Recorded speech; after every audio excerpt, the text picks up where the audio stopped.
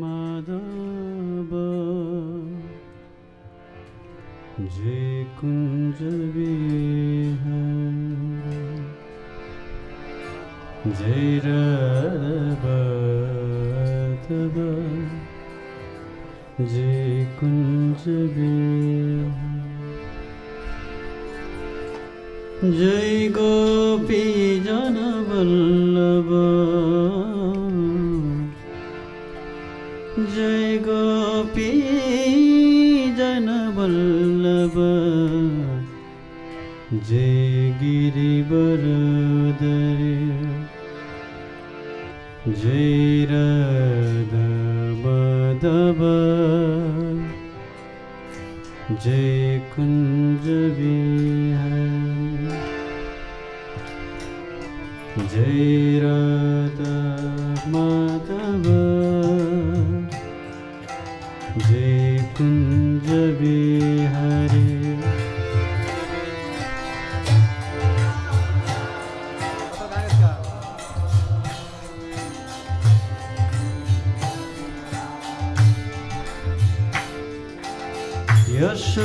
यशोदानंदन ब्रज जनरंजन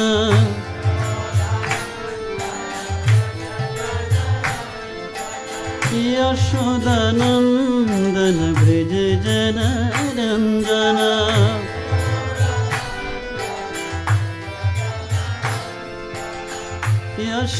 यशोदानंदन ब्रज जनरंजन।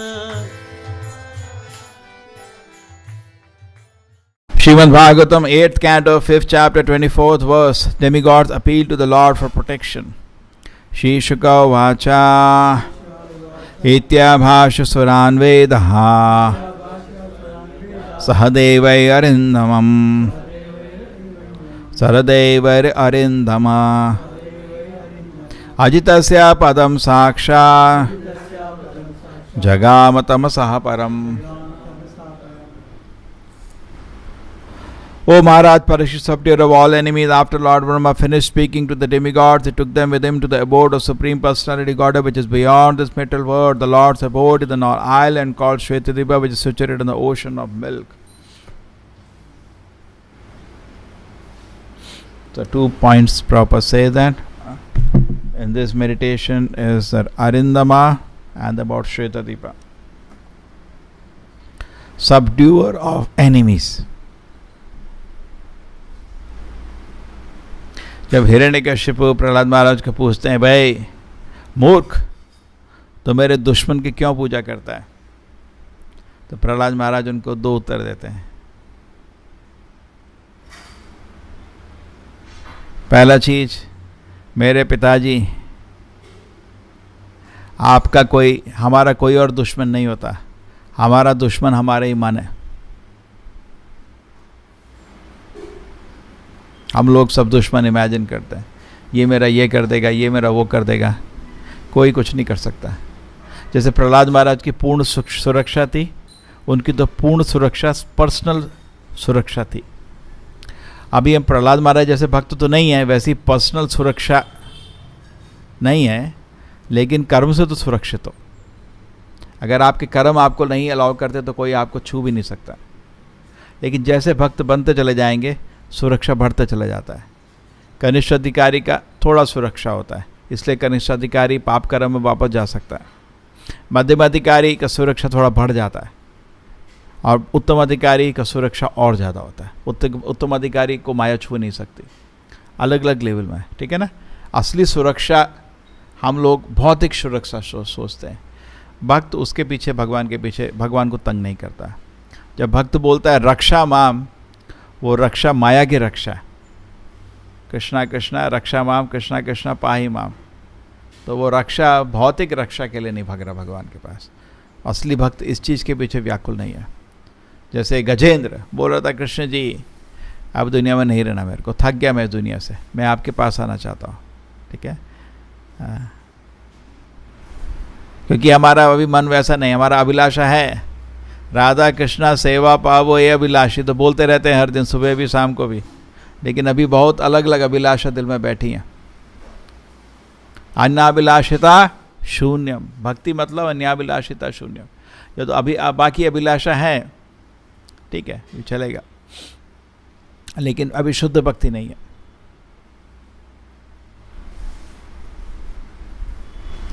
सो जब दिल में अभिलाषा रहती है तो फिर दुश्मन होते हैं, जैसे हिरण्यकशिपु के दुश्मन थे, ठीक है, तो दुश्मन बनते हैं फिर, क्योंकि वो अभिलाषा को रोक रहे हैं। जब भगवान की सेवा की इच्छा है तो रुक ही नहीं सकती, वो तो अहेतुकी है। इसलिए प्रहलाद महाराज को किसी से तो गुस्सा था ही नहीं, बिकॉज आप जो चीज़ उनको चाहिए वो तो आप ले ही नहीं सकते उनसे। उनकी सेवा कांस्टेंट चल रही थी, तुम शरीर को रोक दिया, जेल में डाल दिया, पहाड़ से फेंक दिया, ये करो। मेरी सेवा भगवान की है, भगवान का स्मरण करना, वो तो आप रोक नहीं सकते, तो आप मेरा कोई दुश्मन ही नहीं है। अरे भाई देखो, मेरी कोई अभिलाषा है, आप उसको रोक के, भौतिक अभिलाषा रुक जाती है, ठीक है। तो भौतिक अभिलाषा अगर आप रोकोगे तो मेरा दुश्मन बनता है। जब मेरे पास भौतिक अभिलाषा है ही नहीं तो दुश्मन कैसे होगा? मेरी अभिलाषा भगवान को स्मरण करना है, कर लो, क्या कर लोगे? एक बार क्या हुआ था, ऑस्ट्रेलिया में डिवोटीज हरि नाम संकीर्तन कर रहे थे, तो क्या हुआ, अरेस्ट होकर जेल में चले गए। तो प्रभुपाद जी को मैसेज आया कि आपके भक्त लोग कुछ जेल में चलेंगे। प्रभुपाद, क्या प्रॉब्लम है? जप करो वहाँ पे। क्या प्रॉब्लम? बैठ के जप करो। तुमको प्रॉब्लम किस चीज़ की है? जैसे एक उदाहरण बाद में उन्होंने बोला प्रेसिडेंट को, भाई करो उसको, किसी तरह उनको निकालो, बट मेन चीज़ ये पॉइंट कि भक्त तो खुश रहता है किसी भी संतुष्टि में। अब ये नहीं, ये प्रभुपाद जी बोल सकते हैं, हम नहीं बोल सकते। हम हर स्थिति में संतुष्ट नहीं, हम डिस्टर्ब हो जाते हैं। पर प्रभुपाद जी का प्लेटफॉर्म समझने की कोशिश करिए। वो वृंदावन में थे, मधुकरी लेके आराम से बैठे हैं राधा दामोदर मंदिर में, अकेले, कोई सपोर्ट नहीं, कोई फॉलोअर्स नहीं, संतुष्ट। इतना बड़ा मूवमेंट बन गया, हजारों करोड़ों रुपए आ गए, संतुष्ट। वो पहली सिचुएशन में, सेकंड सिचुएशन में कोई और अभिलाषा उनके पास नहीं थी। उनको क्या है, अनुकूल्यन कृष्णानुशीलनम, फेवरेबली जस्ट कैसे कृष्ण का सेवा करना, वही सोचते रहे। That is he personally. देखिए, बोलना आसान है हमारे लिए, लेकिन प्रभुपाद जी हमारा काम आसान कर दिए। फाउंडर आचार्य बन के एक एग्जाम्पल दे के चले गए। बस एक असली उदाहरण तो है, नहीं तो बोलेंगे तो हवा की चीज़ है, ऐसा कौन दिखता क्यों? दिखा के खेलेंगे भाई। चैतन्य महाप्रभु दिखा के गए अन्याभिलाषिता शून्यम। हमारे लिए यही हीरोज़ हैं, यही आइडियल है। इसलिए हमेशा ध्यान रखने का, कभी कर्मी लोगों को इमिटेट नहीं करने का। हमको कर्मी लोगों का तो बहुत कुछ रहता है, हमें उससे मतलब नहीं। हमको क्या चाहिए? अन्याभिलाषिता शून्यम, ठीक है। सो इधर तो दुश्मन, तो जब जैसे ही अभिलाषा होती है दुश्मन बन जाता है। जैसे ही अभिलाषा होती है ईर्ष्या होती है, इसके पास है मेरे पास नहीं है, ईर्ष्या आ जाती है। जब अभिलाषा नहीं है तो क्या, हमें तो खुशी है। भक्त को खुशी होती है भक्ति करके, ब्राह्मण को खुशी होती है ज्ञान प्राप्त करके। जैसे कल हम याद कर रहे थे ना, 64 कृष्ण के कला याद कर रहे थे। और क्षत्रिय को खुशी होती है थोड़ा उसको पोजीशन मिल जाए, शक्ति मिल जाए। वैश्य को खुशी होती है तो धन मिल जाए, और शूद्र को खुशी होती है सोने को हो जाए, ठीक है। तो ये अलग अलग स्थिति है। तो प्रहलाद महाराज बोलते हैं, हिरण्यकशिपु आपका दुश्मन मेरे पिताजी कोई नहीं है, आपका दुश्मन आपका ही मन है। और दूसरी चीज बोलते हैं कि आपके जैसे बहुत लोग थे, बहुत थे, जो बहुत दुनिया को कॉन्कर कर चुके थे, बिकॉज अपने मन को नहीं कॉन्कर कर पाए, इसलिए वो दुखी रहे, ठीक है। तो परीक्षित महाराज को इधर अरिंदमा बोला गया है, जो अपने दुश्मन पे विजय पाया। जब वो राजा था, दुनिया का सम्राट था, उसको कोई नहीं लड़ पाया उससे, ठीक है। पांडवों का पोता था, जैसे ही पांडव लोग उसको पूरे विश्व का कंट्रोल दिए, ठीक है, तो उसने तो इनहेरिट किया, लेकिन ऐसा बेकाबिल नहीं था। वो भी उन्हीं की तरह महान योद्धा था, उससे कोई युद्ध करने की किसी में शक्ति नहीं थी पूरी दुनिया में, तो इसलिए भी वो अरिंदमा था। और दूसरा चीज उसने दिखाया कि उसको अपने मन पे टोटल कंट्रोल है। जब उसको दिखा कि काल के अनुसार ये चीज स्थित हो गई है, क्योंकि ब्राह्मण ने उसको श्राप दिया, कल्चर एटिकेट के हिसाब से ब्राह्मण को उल्टा श्राप नहीं दे सकता, करेक्ट। तो उसने काल भगवान का एक इच्छा समझ लिया, करेक्ट। उसका बाउंड्री है, वो बाउंड्री को क्रॉस नहीं करेगा, ठीक है, ऐसा है, ठीक है, मृत्यु एक्सेप्ट करो। उस समय मन विद्रोह कर सकता था, करेक्ट। अगर उसको काम क्रोध ये सब होता, कोई अन्याभिलाषिता होता, तो आपने तो उसका सब छीन लिया। अभी उस ब्राह्मण के बेटे ने सब कुछ छीन लिया, उसका राज छीन लिया, इतनी सुंदर बीवियां छीन ली, उतना उसका सम्मान छीन लिया, तो गुस्सा आता है, करेक्ट। उसको अभिलाषा थी ही नहीं, उसको तो एक अभिलाषा थी, भगवान का कैसे सुनेंगे। और ये अभिलाषा के लिए तो अभी सुअवसर मिल गया है। अरे चलो यार, इतने उसमें पढ़े थे भगवान के बारे में, कभी कभी होता है बहुत काम लगता है, तो भक्त के दिल में मन होता है यार एक दिन जब बैठ के प्रभुपद की किताब पढ़ना है पूरा दिन, करें।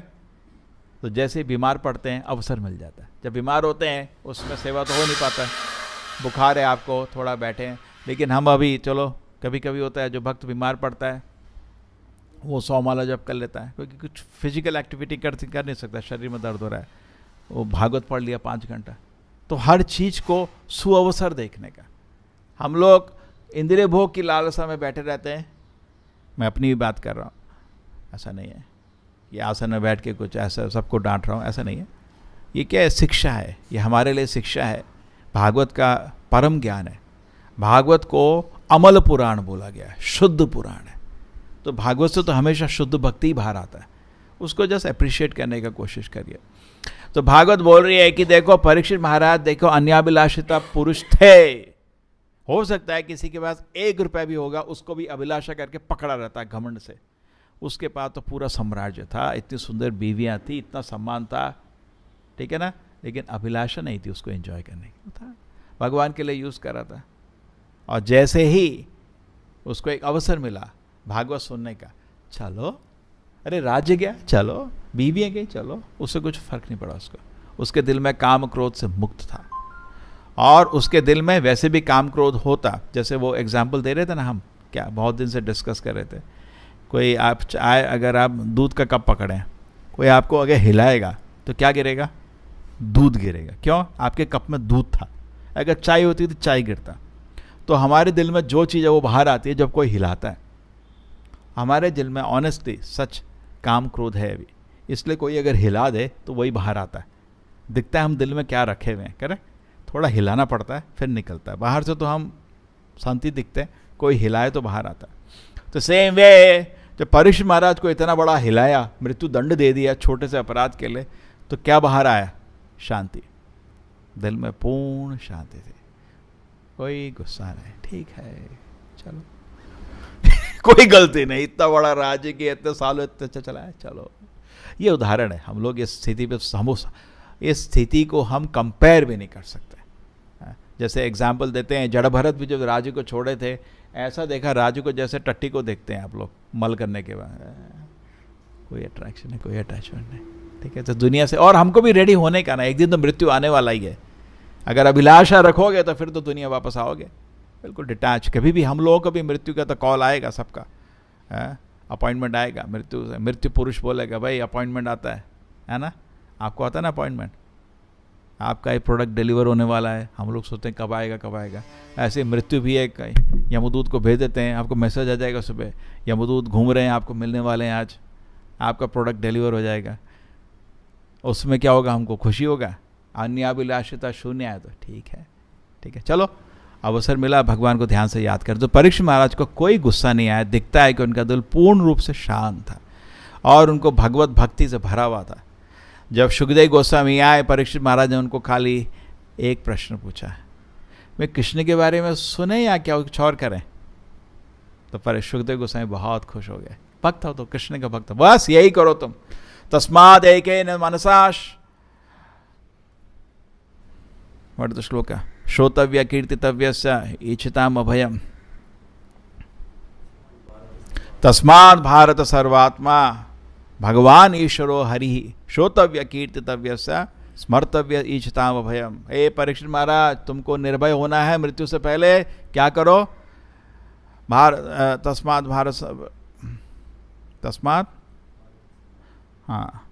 भारत सर्वात्मा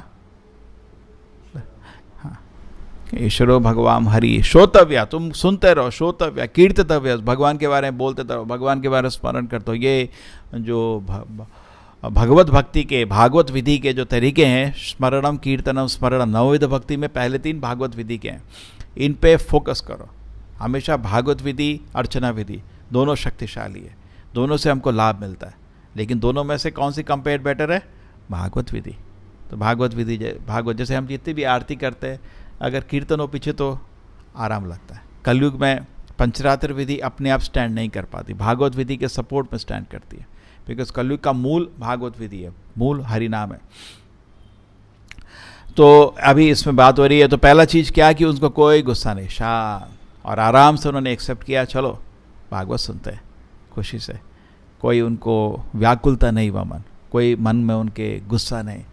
भागवत 7 दिन सुन रहे थे, बीच में ऐसा नहीं कि चलो भाई उसने गलत किया, कुछ नहीं, कोई रिमोर्स ही नहीं उनको।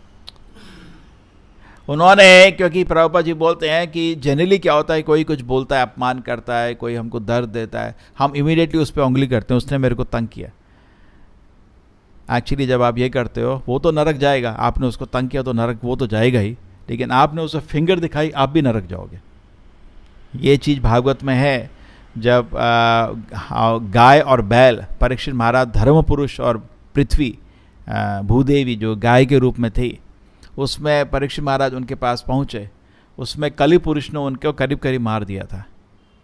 तो उस समय परीक्षित महाराज ने गाय बैल को पूछा, उनको तो समझ आ गया इसी ने किया कांड, ये काला सा आदमी, ये राजा का जो ड्रेस पहना हुआ है, ये राजा नहीं है, उनको पहचान लिया था, और उनको गाय बैल को मार रहा है।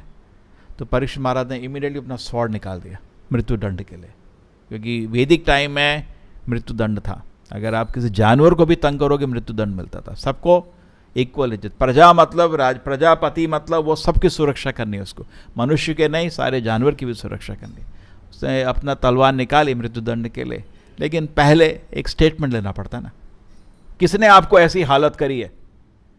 धर्म पुरुष बोले, ये तो बहुत मुश्किल है बताना। कुछ लोग बोलते हैं ये तरीका है, कुछ लोग बोलते हैं अपने ही कर्म होते हैं, तो ये तो इमीडिएट कॉज है, लेकिन रिमोट कॉज तो हमारे कर्म ही हैं। कुछ लोग बोलते हैं 5-6 तरीके बता दिए। तो परीक्षित महाराज को समझ आ गया ये ऑर्डिनरी बैल नहीं है, एक तो बोल रही है और दूसरा इतना ज्ञान, ये धर्म पुरुष खुद है, समझ आ गया था उसको। ठीक है, तो उसमें भी था कि बहुत मुश्किल है, तो इसलिए भी हम लोग को भी कोई दर्द देता है, हम उस पर उंगली करते हैं, हमने दर्द किया, ठीक है, वो तो नरक जाएगा, आपको उससे तंग क्यों किया। लेकिन आपने अगर यही नहीं समझे कि एक्चुअली भगवान कंट्रोल में है और हमारे कर्म ही आ रहे हैं उसके थ्रू, तो हम शांति कैसे मिलेगी? हम बहुत अशांत और व्याकुल हो जाएंगे। नहीं, ठीक है, व्यवहारिक रूप में तो बोलना पड़ेगा। आप जा रहे हो, किसी ने आपको साइकिल मार दी रास्ते, भाई क्या कर रहा है, ढंग से चला, लेकिन दिल में होना चाहिए कि मेरा ही कर्म मेरे को आया, ये रियलाइजेशन होना चाहिए। इससे आदमी शांत हो जाता है, बहुत शांत हो जाता है। ठीक है, दूसरा चीज इधर जो मेडिटेशन था, तो परीक्षित महाराज को कोई गुस्सा नहीं आया, ज्ञान के अनुसार, उनके दर्शन के अनुसार, उनको कोई अभिलाषा नहीं था ऐसे। दूसरा चीज था श्वेत दीप। ब्रह्मा श्वेत दीप में जाके भगवान को प्रार्थना किए, जैसे हम विग्रह की सेवा करते हैं, ये चीज़ हम डिस्कस कर रहे थे। अभी हमको लगता है एक्चुअली भगवान हमको नेग्लेक्ट कर रहे हैं, भगवान अटेंशन नहीं दे रहे हैं, भगवान हमारी सेवा स्वीकार कर रहे हैं, नहीं कर रहे हैं, ऐसा लगता है। लेकिन नहीं, ऐसा नहीं है। आप भगवान की सेवा करने की कोशिश कर रहे हो, भगवान इस चीज़ को, जैसे श्वेत द्वीप में जाके ब्रह्मा अभी प्रार्थना करेंगे, उनको दर्शन नहीं मिलेगा भगवान का, लेकिन भगवान अलर्ट है। और एक चीज़ कभी नहीं भूलना चाहिए, भगवान कोई भी प्रॉब्लम सॉल्व कर सकते हैं, कुछ भी कर सकते हैं। पहाड़ उठा दिया, ये समुद्र मंथन की पूरे लीला की देवताओं को बचाने के लिए, कितना लीला में क्या क्या नहीं किया भगवान ने। फिर वो उसको मंदरा माउंटेन को उठा के ले गए, वो तो उठा ही नहीं पा रहे थे देवता दानव, सबको ले गए, समुद्र मंथन किया, उसके नीचे कूर्मा बन गए, उसके ऊपर भी एक हरि का अवतार लिया उसको स्टेबलाइज करने के लिए, फिर धन्वंतरी बन के अवतार किया, फिर मोहिनी मूर्ति बनकर अवतार किया, फाइनली देवता लोगों को नेक्टर पिला के उनको जो ताकत दी, वो तो कमज़ोर हो गए थे। करेक्ट नहीं? कुछ भी कर सकते हैं भगवान, ये होना चाहिए दिल में। एक चीज, भगवान अलर्ट है, मेरे को बस कमी मेरी तरफ है, उनकी तरफ से कमी नहीं। जनरली हम उनकी तरफ से कमी, मैं क्या कर रहा हूँ, भगवान मेरे सुन नहीं रहे, देख नहीं रहे, मेरा प्रगति नहीं हो रहा, मेरा आध्यात्मिक सुख नहीं मिल रहा, आत्मा की शांति नहीं मिल रही, कब मैं भक्त बनूंगा भगवान का, ऐसा लगता है। नहीं, एक एक चीज, सबके दिल में परमात्मा का वास है, भगवान एक एक चीज देख रहे, एक एक चीज। आँख भी भगवान बंद नहीं करते, इतने ध्यान से देख रहे हैं, क्या क्या सोच रहे हो, क्या क्या कल्पना कर रहे हो, क्या क्या इच्छा कर रहे हो, सब चीज़ देख रहे हैं। और जब आप भगवान की सेवा की इच्छा करते हो, देखो हमारा फिलॉसफी बहुत सिंपल है, जब भी आप भगवान की सेवा की इच्छा करते हो तो परमात्मा मुस्कुराती खुशी से, बहुत खुशी, हमेशा मुस्कुराते रहती परमात्मा। लेकिन जब आप उल्टे सीधे काम करने की इच्छा करते हो या उल्टे सीधे काम करते हो, भगवान सोचते हैं क्या कर रहा है, ये कब सुधरेगा। श्री श्री राधा गोविंद की, ठीक है। तो इस तरह समझना चाहिए कि तो श्वेतद्वीप में भगवान हैं, ब्रह्मा को मालूम है शास्त्र के अनुसार, इसलिए ब्रह्मा उधर प्रार्थना कर रहे हैं और भगवान, उनको मालूम है, भगवान सुनते हैं और एक्टिविटी होती है, ठीक है। वो भूदेवी के साथ भी गए थे प्रार्थना करे, उस समय भी जब भूदो नहीं बोला था बहुत प्रॉब्लम है, पृथ्वी में बड़े बड़े दानव लोग तंग कर रहे हैं, कंस आ गया, ये आ गया है, बहुत ही कुछ सब लोग हैं बहुत तंग हो रहे हैं, आप प्लीज़ हमको मदद करें। भूदेवी रो रही थी, तो ब्रह्मा ने बोला चलो चलो चलो, श्वेतद्वीप गए, उन्होंने प्रार्थना करी, कोई आंसर नहीं आया, कुछ नहीं आया। सडनली ब्रह्मा मेडिटेशन में बैठे और उनके दिल में भगवान ने मैसेज दे दिया, मैं आ रहा हूँ, सबको बोलो यादव के वंश में आ रहा हूँ, देवता लोग आ जाओ, मेरी लीला में ज्वाइन हो जाओ, है ना। और भगवान आ गया। तो कोई भी असंभव काम भगवान कर सकते हैं, ठीक है। कमी हमारी तरफ से है। प्रभुपाद जी बोलते हैं भगवान पूर्ण है, उनके सारे अरेंजमेंट पूर्ण हैं, अपूर्णता हम में है, भगवान में नहीं है, भगवान के अरेंजमेंट में नहीं है, अपूर्णता हम में है। हम शुद्ध भक्त नहीं बन रहे, हम सेवा के लिए व्याकुल नहीं हो रहे, हम भगवान के दर्शन के लिए व्याकुल नहीं हो रहे, अपूर्णता हमें है, ठीक है। तो शास्त्र में जो लिखा है वो परफेक्ट है, दिखता नहीं है। प्रभु जी बोलते हैं सब कुछ ऐसे नहीं देखने का। आजकल क्या है, मैं देखूंगा तो मैं स्वीकार करूंगा, बहुत कुछ आपको नहीं दिखता है, आप सुन के ही स्वीकार करते हो। जो चीज़ आपकी देखने की शक्ति के बाहर है उसको अपने देखने के सामने से लाने के लिए मतलब गलत है। ये आपके स्टबर्ननेस ठीक नहीं है। भगवान को आप ऐसे देख नहीं सकते। श्रील प्रभुपाद की, श्रीमद् भागवतम की। हरे कृष्ण कृष्ण कृष्ण हरे हरे, हरे राम राम राम हरे हरे, हरे कृष्ण कृष्ण कृष्ण हरे हरे, हरे राम राम राम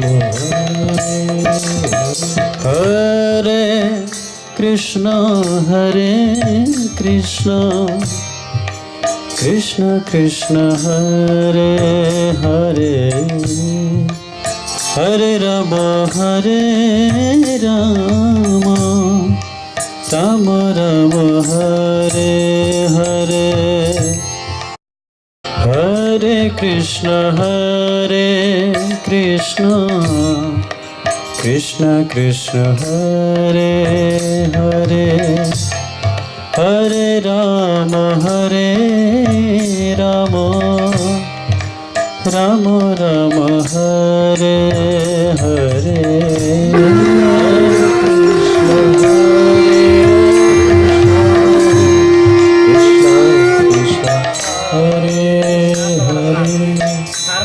हरे राम राम राम